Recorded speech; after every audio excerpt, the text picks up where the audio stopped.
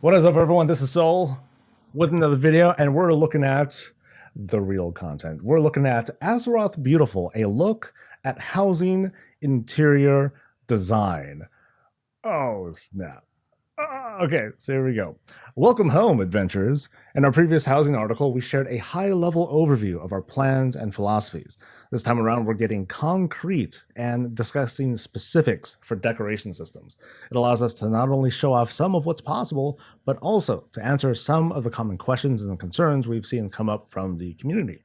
A couple disclaimers. This article only focuses on interior decoration systems and only in a single room. There's still plenty to cover beyond the basics of decoration, but that's another time. We're going to show you a lot of work in progress assets and UIs, as well as using some terms that are not finalized, so please focus more on the functionality and less on the details of just how specific things look or sound just yet. With that out of the way, let's talk about decoration on housing. Getting down to the basics. Decoration has two primary modes, basic and advanced, and you can freely toggle between them at any time while decorating with a key press. Basic mode allows you to quickly place or remove objects and move them around while keeping their movements somewhat constrained to make putting something together quick and easy. It has a number of rules to keep in place to help with this. Decor can be moved around on the ground and will move on top of things as it bumps into them, or down to the ground as they reach the edge. This lets you move around and have them interact in the expected way. So gravity is in play. Decor can be rotated around with its up axis, with rotation snapping to 15-degree increments, so objects don't accidentally unalign with other objects as you rotate them.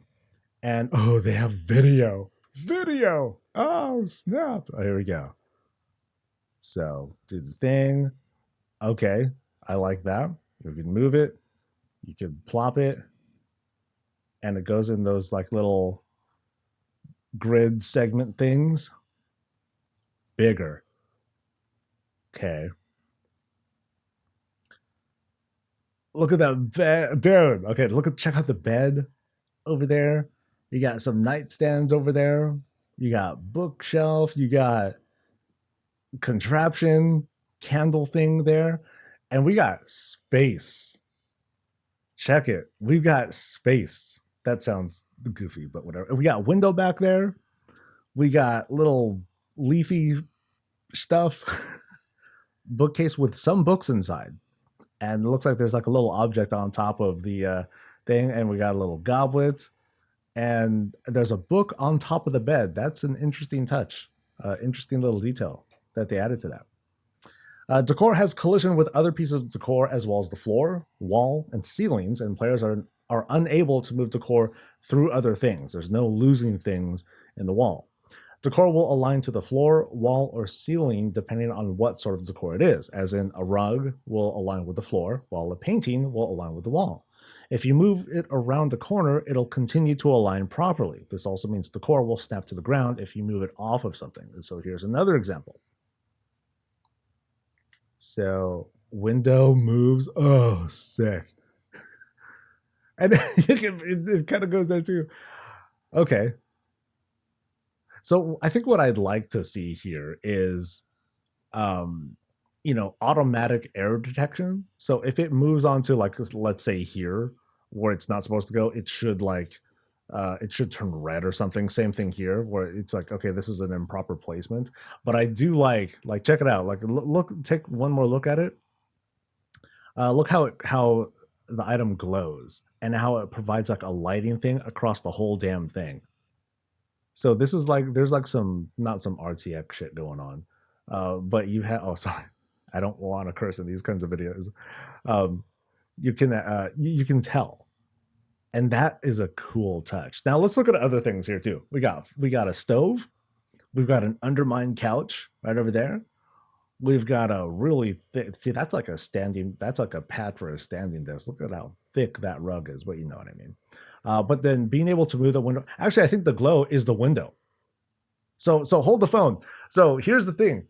We're getting lighting effects that come from the windows. Finally. Oh, okay, that's cool.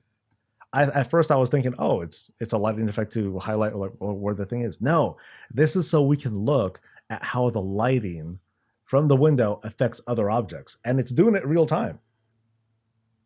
Oh, that's dope. And normal, right? But that's cool. I'm very happy with that. That was one of the big concerns I had. Like, what if I want a giant window? Can it get like really bright and all that too?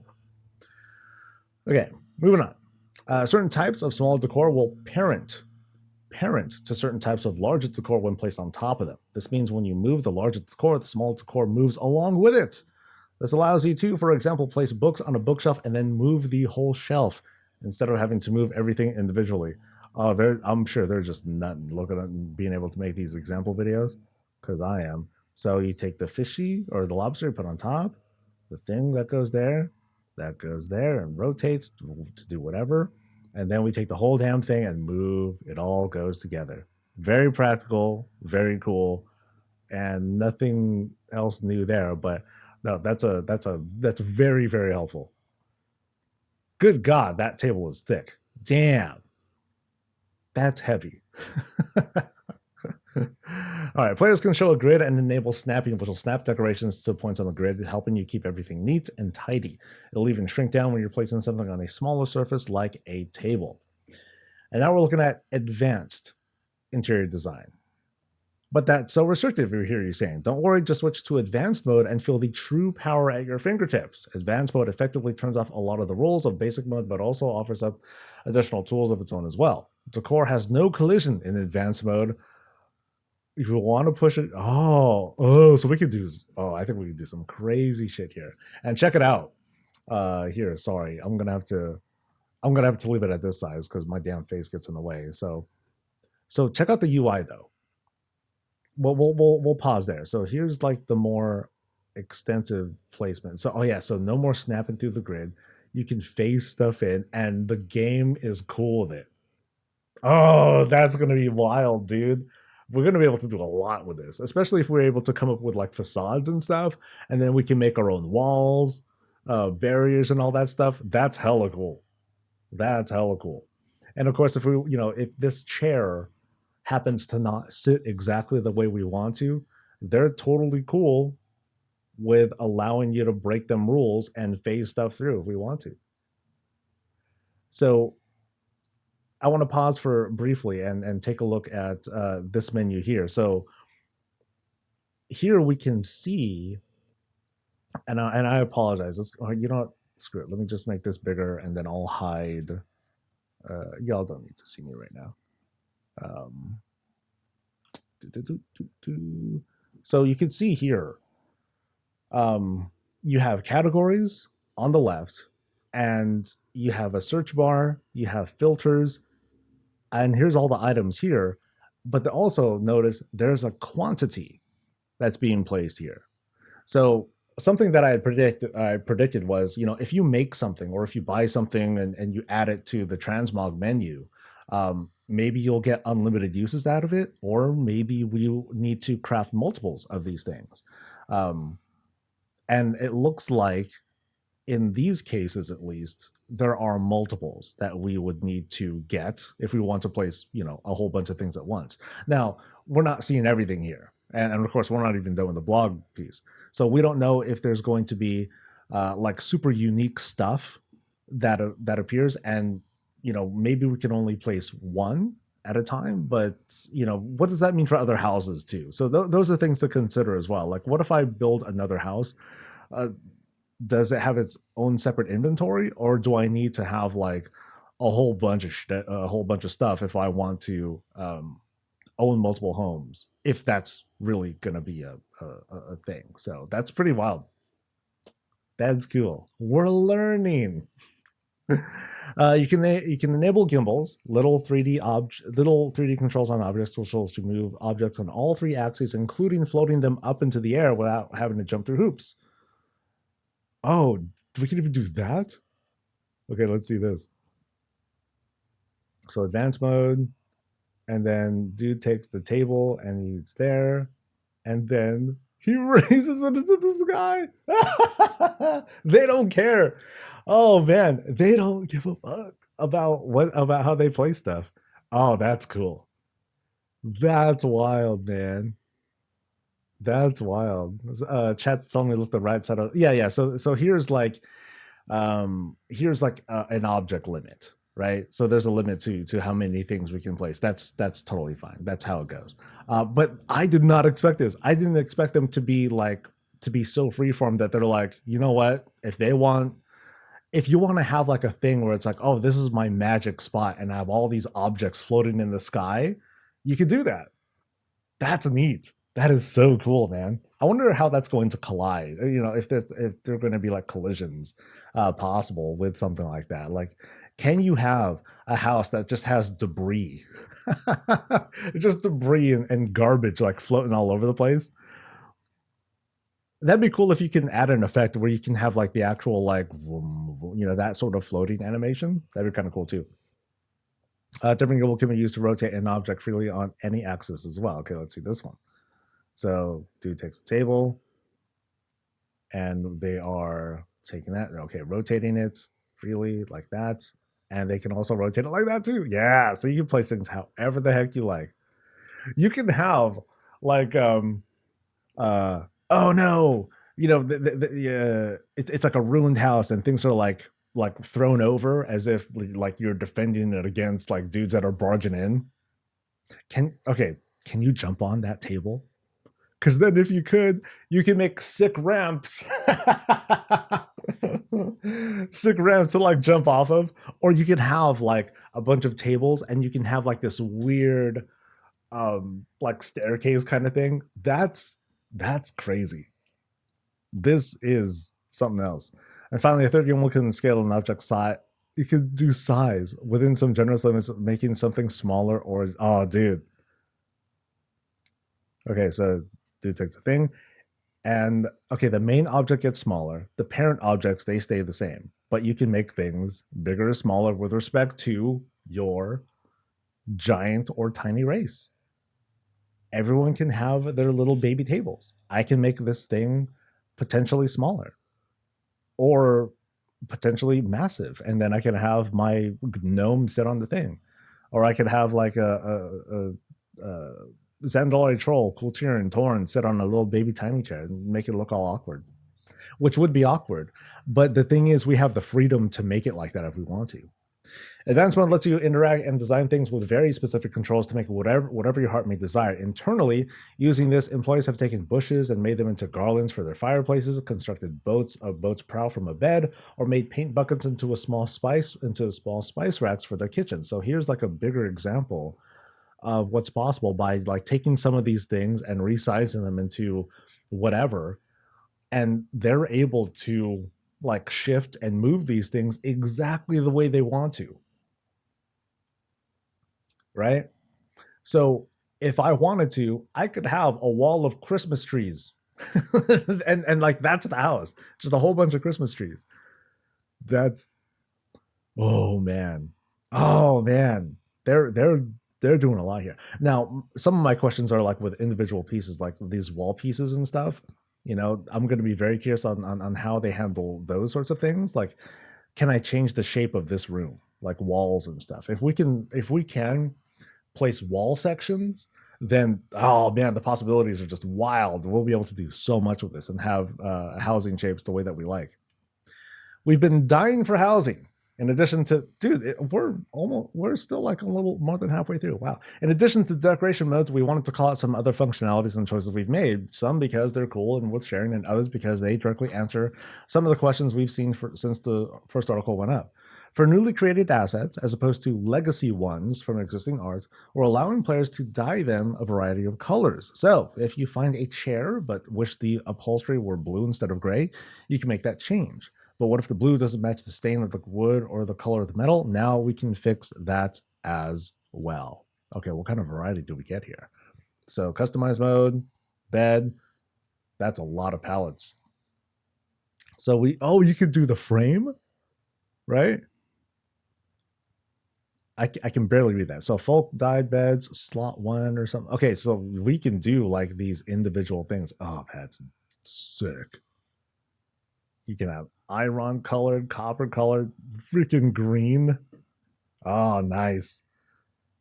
And then, of course, all these things, I guess they have their own, from the looks of it, its own palette. they show the dye color ID there as well. I don't know if that's going to go live, but and then you can move that thing around and have it under the bed or have it under that. And so now that's a normal fireplace going instead of a cooking pot thing. And then there's like just a random lobster there because you got to have a lobster just in case. You have the lighting from the window over there. I don't know what there's like something else in the corner there. You guys can't see it, but oh well. But that's not all. Oh, damn, an overhead thing. It's not just decorations you can use to customize your space, but the wallpaper, the ceiling, and flooring as well. You can mix and match these to elicit various cultures and vibes or just make your own. You can take things a step further too and use partition objects to build walls where none were before, letting you make rooms with arbitrary interiors. So this, they call this a room limit. So if there's like a room limit of 2 out of 10, I don't see stairs that go up quite yet. We don't know if that's going to be a thing. I hope it's a thing because that'd be sick. But we can see here what looks like the entrance of the house. Walk in, door, and another door leads here, I think, and then you have an opening there. I don't know how to get there, whatever. I think this might just be like some space that they couldn't figure out and they just like left it there, and they could fill it out later. Yeah, because you could see here how there are some spaces that are like carved in. They created a space for it as opposed to just letting it be like just angular like that. But you can see here like they had to draw on it, and so you have this space here that's not being used for anything. And that's okay. The whole point is to make the actual interior like look okay and livable and all that stuff. But the fact that we can make walls and all that, bruh. Instead of mixing and matching, we saw a lot of questions around what would be allowed in terms of decor. Inside your home, you can decorate however you want. So if you want blood off wallpaper with a stone roof and wooden floor, go for it. This looks so dope. A larger multi-purpose room with more items and decor. So like, yeah, so we can kind of see the lighting that comes from the fireplace there. There's a window there. And you could just have the window to have a window. There could be nothing on the other side. The whole point is just have that window there. Picture above there, door. Oh, this is sick, dude. Oh man. So this has that cool tavern feel, man. Because there's like the bar / kitchen. Those things are being used as like chairs, but they could be used as like whatever too. Random barrel, which is on the ground. It should be on the table. Come on, man. No one wants to dip all the way down so they can fill their mugs, but it's like, what are they thinking? What they should have is a floating keg. Because they could do that. Oh man. Before we go outside, while we're not really talking about exteriors in this article, it's worth mentioning that the outside size of your house has no bearing on how big the interior is. If you want a huge mansion outside with just one room inside, or a tiny shack on the outside but a dozen room inside, you do you. Yeah, they don't care. They don't care. We'll share more about the exteriors on your home later, though. There's so much more to discuss with decorations, like where do we get stuff, how do I show off my collection of transmogs, pets, and mounts, how do professions fit in, and more. Never mind neighborhoods, and we can't wait to share more.